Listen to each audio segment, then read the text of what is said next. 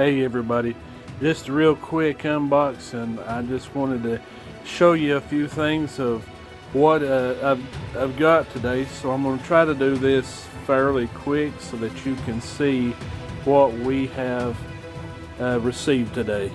Alrighty, hey everybody, here is the first one I pulled out of the box. This is a canvas that of some deer I took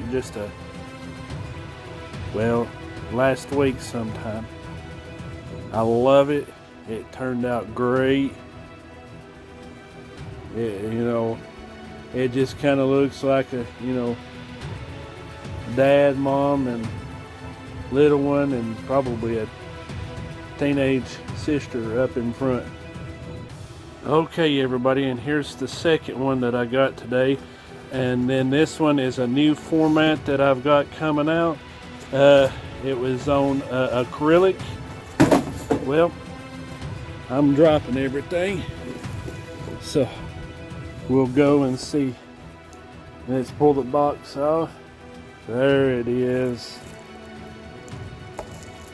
Oh wow, and that turned out really good. Let me come back to you in just a second. Okay, here we are back again, guys, with the unboxing of my pictures. This one is on an acrylic,